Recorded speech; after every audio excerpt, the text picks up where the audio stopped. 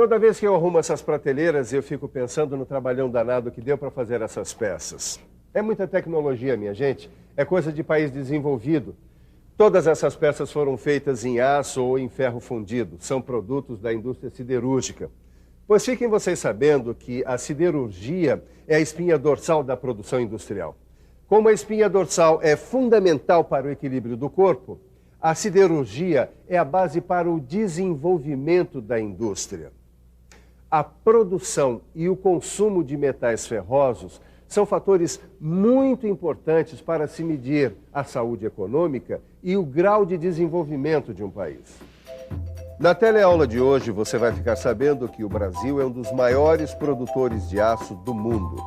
Vai ver os problemas ambientais criados pela indústria siderúrgica e vai ficar sabendo do desafio de se harmonizar progresso com qualidade de vida. Hoje nós vamos ver os dois lados da moeda. A indústria siderúrgica é a base do desenvolvimento industrial do país, mas ela cria problemas ambientais, dentro e fora das usinas. A teleaula de hoje tem muito a ver conosco. Vamos nessa?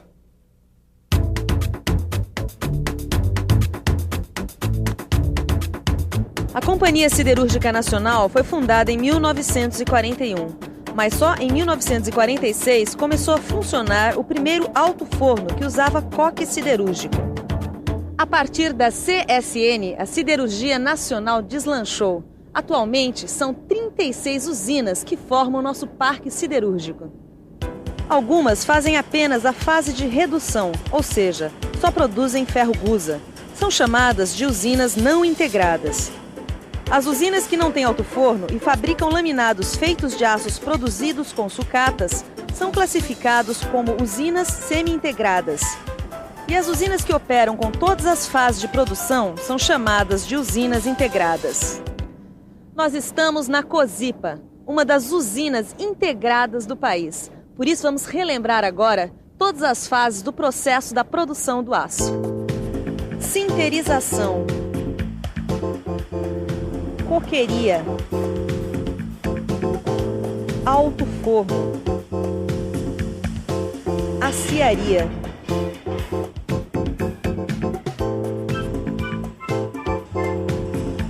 e laminação. Essa revista aqui informa que em 1992 o Brasil produziu 24 milhões de toneladas de aço, ficando entre os 7 maiores produtores do mundo. Devagar com a dor que o santo é de barro, hein? Ai, que santo! Que barro, Edgar! A gente tá falando de minério de ferro, ferro-gusa, aço, siderurgia, indústria de base, tudo aquilo que tornou possível o nosso sonho de construir um kart. Você veio me falar em santo de barro, Edgar? Tá bom, eu troco o ditado. Quem com ferro fere, com ferro será ferido. Ih, não entendi. Eu tô tentando brecar um pouco o teu entusiasmo, Nilza. É porque esses processos de produção têm parceiros desagradáveis, que são os impactos ambientais. É desagradável, mas a gente tem que falar sobre isso, sobre poluição. Do minério de ferro até esta peça, o trajeto foi longo. Só que em meio a essa caminhada foi ficando para trás um rastro de poluição no ar, no solo e na água. As vítimas desse drama são os trabalhadores na usina e todos os moradores da região. Pois bem, o Brasil, para ser um país desenvolvido, vai ter que aprender a produzir sem destruir o meio ambiente. A natureza é como as prateleiras desse almoxarifado. Tem uma ordem, cada coisa tem o seu lugar. Se o equilíbrio da natureza for quebrado, as consequências vão ser muito graves. Se a humanidade não abrir o olho, qualquer dia desse a Terra fecha para balanço e não vai sobrar ninguém para contar história, hein?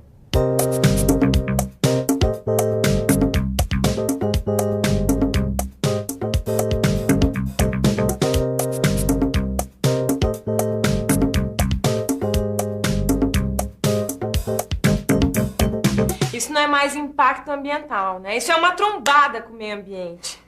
Olha, sem querer jogar água na fervura da siderurgia, mas o Brasil não pode conquistar desenvolvimento perdendo qualidade de vida. Calma, minha pretinha, calma. Nem tudo está perdido.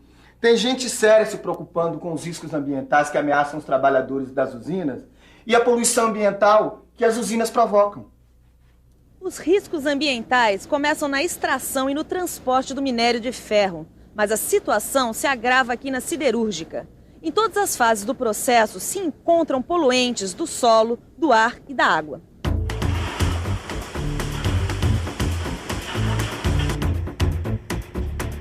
A poluição do ar acontece em todos os setores da usina, começando pelo beneficiamento do minério, passando pela coqueria e pelo alto forno. Nas áreas de fabricação dos produtos semi-acabados, a poluição do ar acontece por causa dos combustíveis e do processo de queima nos fornos.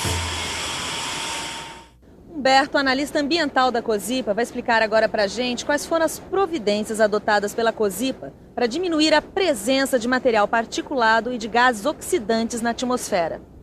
A Cosipa se utiliza de filtro manga, lavador Ventures e precipitador eletrostático que retém as partículas através de campos magnéticos. Completando esse ciclo, essas partículas são enviadas a poços de carepa, onde são utilizados água industrial para que não haja material em ressuspensão. Você reparou que ele falou água industrial? Você sabe o que é isso? Água industrial é a água que foi utilizada anteriormente em alguma etapa do processo de fabricação. Não. Achei aqui, ó. Olha só, esse número sobre a poluição da água no processo de fabricação do aço.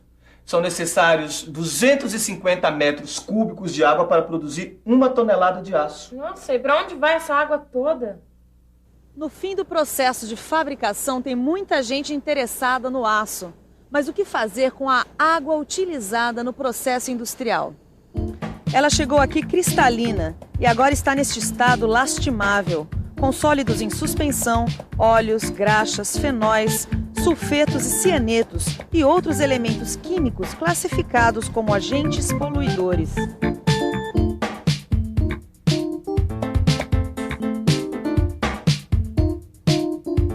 E o que acontece com essa água? Essa água está sendo tratada para ser reaproveitada no processo de produção. E a cada tipo de agente poluidor tem um tratamento específico, como a decantação e a flotação. Quantas toneladas de aço será que tem nesse almoxarifado? Aliás, você sabia que para produzir 1 tonelada de aço são gerados de 500 a 700 quilos de resíduos? Resíduos esses que antigamente eram jogados fora sem a menor preocupação com a contaminação do solo. Hoje descobriu-se o valor comercial deles. Então, os resíduos são reciclados ou vendidos. E quando eles não têm valor comercial, eles são tratados para ficarem em contato com o solo sem prejudicar o meio ambiente. Esse procedimento está na lei. Os cuidados no tratamento dos resíduos industriais devem estar de acordo com a legislação de cada estado brasileiro. A responsabilidade pela execução destas leis é de órgãos estaduais como a CETESB, em São Paulo, e a FEEMA, no Rio de Janeiro. É bom saber que, do mesmo jeito que eu sou responsável por todas aquelas peças e ferramentas em aço, tem gente tomando conta dos poluentes e dos resíduos resultantes do setor siderúrgico. Mas e o trabalhador? Como é que ele fica? Já deu para perceber como a siderurgia pode prejudicar o meio ambiente e também como a gente pode evitar essa agressão ao máximo com investimentos e tecnologia. Chegou a hora da gente conversar sobre as condições de trabalho nas usinas. É muito difícil enfrentar altas temperaturas, ruídos, gases e poeiras tóxicas. Vamos conhecer agora os homens do aço.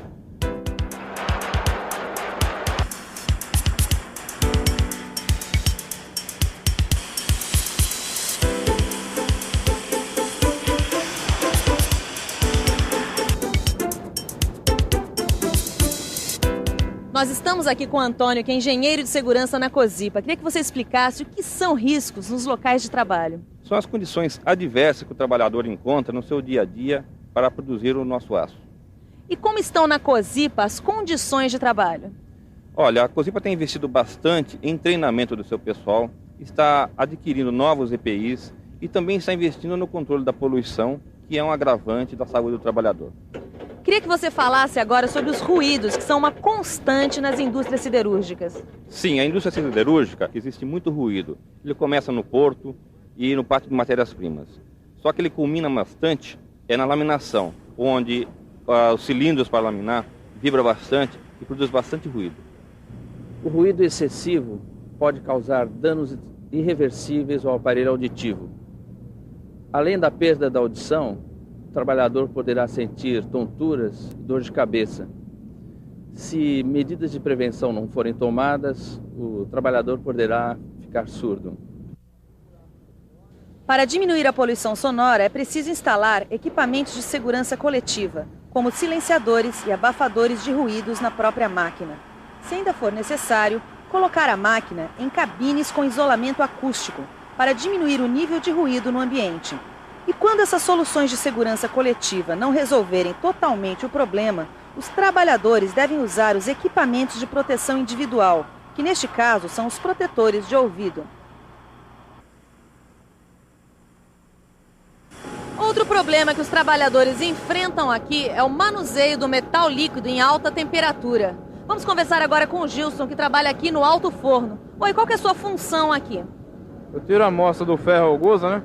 E fico observando a operação do forno, né? E para enfrentar todo esse calor, os trabalhadores precisam se vestir conforme manda o figurino, ou melhor, conforme as normas de segurança. Olha só quantas coisas são importantes. O capacete, o capuz de lona, óculos de segurança, protetor auricular, blusão, luva, calça de lona e bota. O operador de aciaria usa os mesmos equipamentos de proteção individual que o operador do alto forno. E para evitar o risco da desidratação, os trabalhadores desses setores tomam comprimidos de sais minerais para compensar as perdas provocadas pelo calor. E eles ainda têm direito a períodos de descanso durante a jornada de trabalho em locais com temperatura agradável, que ninguém é de ferro. Você viu que não basta apenas produzir toneladas e toneladas de aço para ser um país desenvolvido. Tem que produzir, mas tem que preservar o meio ambiente. E os trabalhadores não podem se descuidar com as normas de segurança para prevenir os acidentes de trabalho e as doenças profissionais como leucopenia e silicose. A gente ainda tem muito para aprender sobre saúde e segurança no trabalho. Mas agora, a gente fica com a revisão da nossa teleaula de hoje. Isso aí. E atenção, se liga aí que é hora da revisão. Nessa teleaula de hoje, você ficou sabendo que o Brasil é um dos 7 maiores produtores de aço do mundo. Viu também o outro lado da moeda, a poluição ambiental e os riscos ambientais que pioram a qualidade de vida de quem trabalha ou mora perto de uma usina. E aprendeu que o desenvolvimento também exige um compromisso com o meio ambiente e com a proteção dos trabalhadores.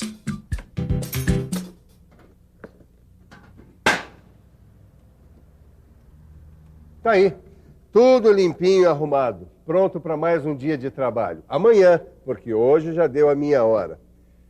A nossa teleaula está acabando e tudo que você aprendeu sobre siderurgia também vale para todas as outras atividades industriais. Bom, eu agora vou pegar o ônibus da empresa e você vai pegar o seu livro e estudar um pouquinho mais tudo o que a gente viu, certo?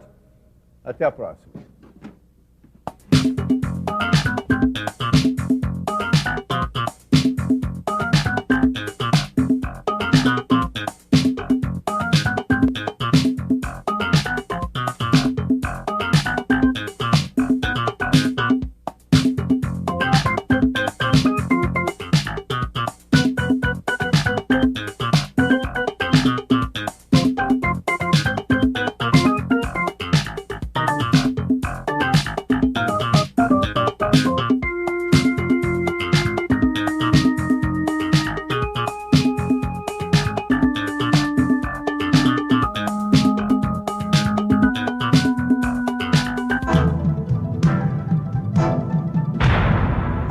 Telecurso 2000, um programa de educação do Sistema Fiesp e da Fundação Roberto Marinho.